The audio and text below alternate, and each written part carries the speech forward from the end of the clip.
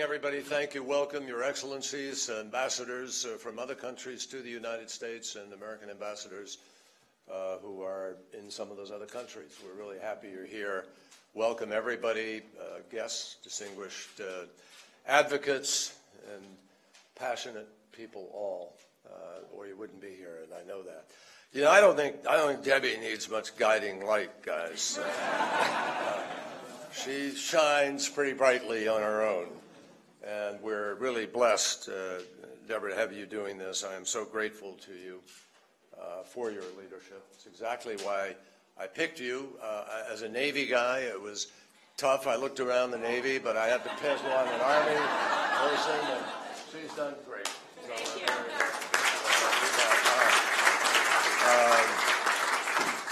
I put the national interest ahead of parochial interest.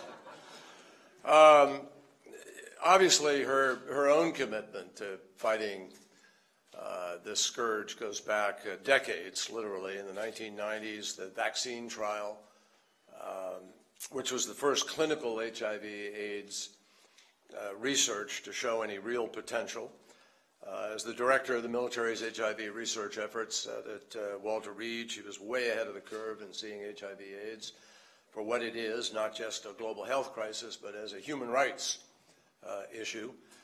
And she also recognized that it demanded an unprecedented response. She has wrestled personally, real time, with many of the challenges that all of you have come here to discuss today.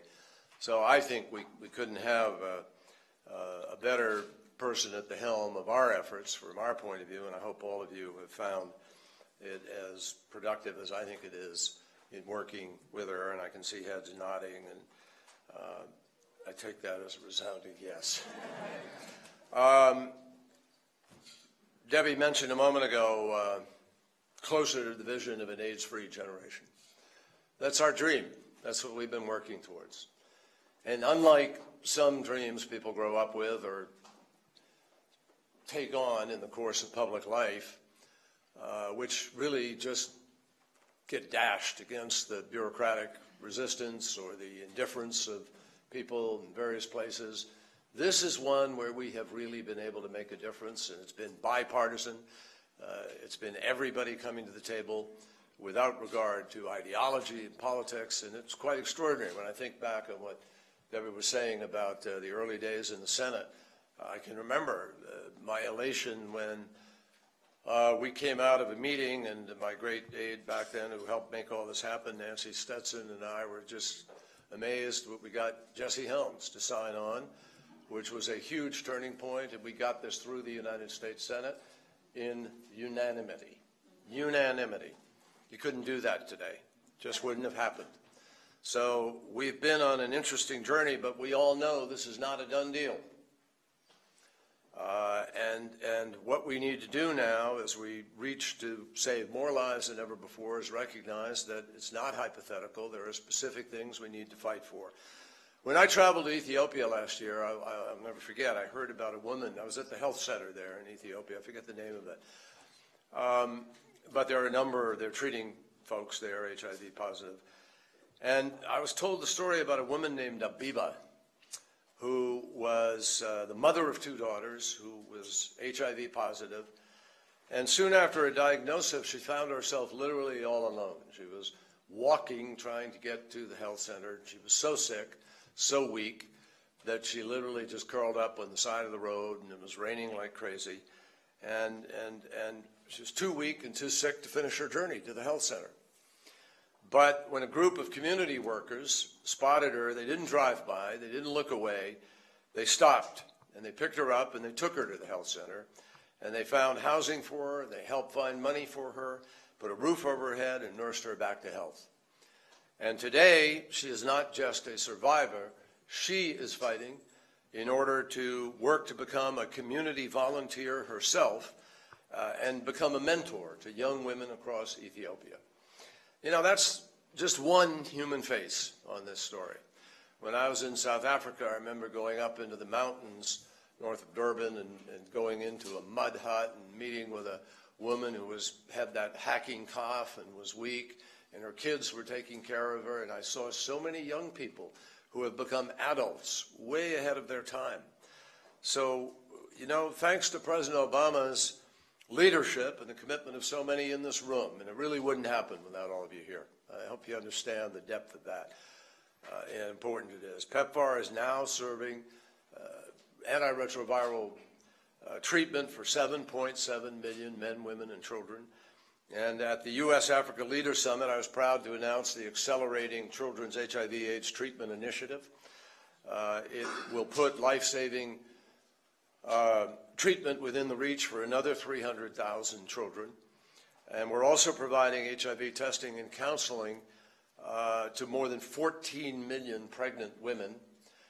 We're supporting more than 6.5 million voluntary medical male circumcision. We've trained more than 140,000 new healthcare workers to deliver HIV and other health services in AIDS-affected countries. And last December, we launched the DREAMS Partnership, which will specifically target adolescent girls and young women. So we have made enormous progress in this fight. And PEPFAR remains the largest commitment of any nation to address a single disease and has become model, frankly, for treating other diseases, including Ebola, which you don't hear about now, and you don't hear about it because we did what we needed to do, and we learned a lot from this about what that was and how you implement. So the President's targets have pushed us to go further and to be more innovative, to forge new partnerships, including with many of you who are here in this room. So it's clear we're turning a very important corner, but we have to carry this fight across the finish line, and the way we're going to do that is to first, we need to recognize we've got to continue to make creative and strategic investments based on the latest science and best practices. And in a tight budget environment, every dollar counts. We know that better than anybody. And that's why we have to continue setting benchmarks for outcomes and put weight behind the HIV prevention, treatment, and care intervention that work. Second, we have to focus on the impact of HIV/AIDS specifically on women and girls. And we know that it remains the leading cause of disease or death for women of reproductive age in low and middle income countries. And we know that women and girls represent nearly 60% of people living with HIV in sub-Saharan Africa. So that has to change, and we can make it change. And third, we have to promote greater accountability and transparency through the new country health partnerships. We've watched this transition. It's proving itself every single day. South Africa, Rwanda, Namibia are among the nations on the front lines of it, and each of these countries is providing a model for PEPFAR in transitioning from direct aid into delivering support for locally run, self-sustaining efforts. In South Africa, perhaps, the shift towards greater ownership now means that we are reaching 50% more people as a result of that with prevention, care, and treatment. So, look, it's worth remembering what we have achieved since we started this. It was pretty unthinkable a little more than a decade ago. And what is inspiring is we know we're not done yet. That's important.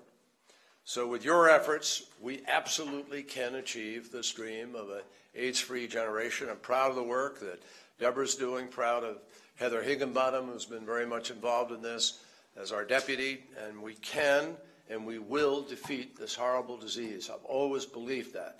And because of the hard work and the willingness of people to put themselves on the line sometimes when it was very difficult. I can remember when talking about HIV/AIDS was talking about a death sentence. And all of you remember that too. And I remember a lot of friends of mine who kept talking to me about how many funerals they were going to, how different life was in this country. But because we committed, because we got people of both parties, people of conscience to come together, we were able to make this difference, and I am confident that if we just hang in there and continue, and we're smart and diligent and stay at it, we're going to get the job done. Thank you all for what you do to be part of this. Really appreciate it. Thank you. Terror group Al-Qaeda has declared war on fellow jihadists ISIS in an angry speech by its leader, Ayman al-Zawahiri. who replaced Osama bin Laden.